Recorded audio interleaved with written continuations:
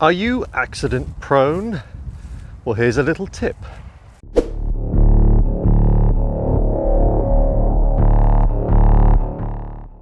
This sprung to mind whilst on a silent retreat last weekend that included things like Qigong, mindfulness, meditation.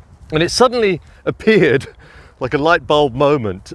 When I was younger, right up until the age of 17, 18, I genuinely believed I was an accident-prone person. You know, I attached that label to myself because others believed it too. So I guess a few accidents happened. Perhaps I dropped something, smashed something, and as soon as it had happened, other people had said to me, "Oh, blimey, Dave, you're so accident prone. Why do you always do this?" etc., etc. And you hear that enough times and you start to believe it yourself. You attach that label to yourself, and that's what happened to me.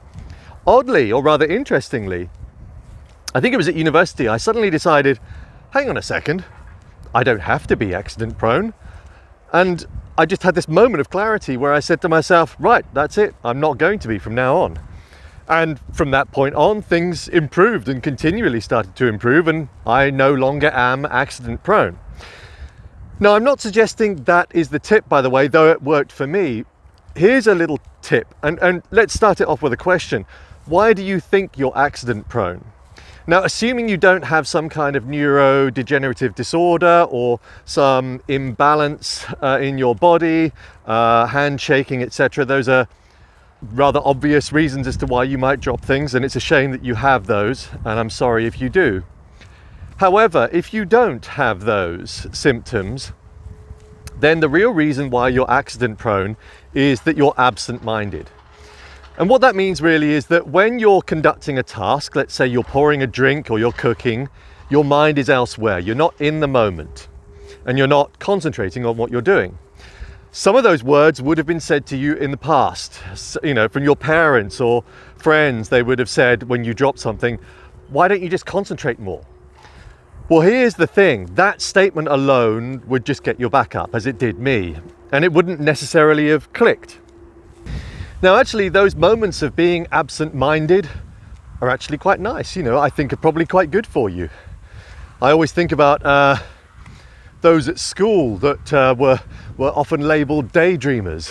Of course, now our opinion about that is different, and they're obviously very lucky that they can move into that right hemisphere of their brain. They're probably the most creative people. So let's look at being absent-minded. On its own, it's not necessarily a bad thing, but what you do need to do is have some control over it. And all absent-mindedness means that your mind is not focused on the task at hand. So when you look at that really simple attribute there, in my mind, it's a very easy thing to overcome. But here's a couple of methods that I think you can employ. First one actually came to me whilst on a silent retreat. In fact, both came to me on a silent retreat. I had another moment of clarity. And we practiced on this silent retreat, apart from being silent, of course, we practiced meditation, we practiced mindfulness, we practiced yoga, we practiced Qigong, we practiced mindful walking. I'll come to that in a second. If you practice mindfulness, I guarantee you will eventually cease being accident prone. Now, the reason for that, I guess, is fairly obvious. It means that you're bringing yourself into the moment. And a really easy trick to do, first off, in terms of bringing yourself into the moment, is to focus and concentrate on your breathing. So simply slow down your breathing, breathe from the diaphragm, and imagine either, if you're visually minded, you could imagine some bellows moving in and out as if blowing a fire. You could simply tell yourself, this is me breathing in, this is me breathing out. Do that a couple of times. You don't have to say it audibly, just do it in your mind. You could then go on to say, I am calm, I am relaxed.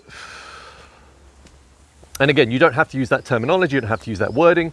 The point is you concentrate on the breathing, and what that does is it stops your brain from tripping over to that monkey mind. The monkey mind that starts telling you stuff that's happened in the past that that you don't like. It reminds you of people that you work with that you don't like.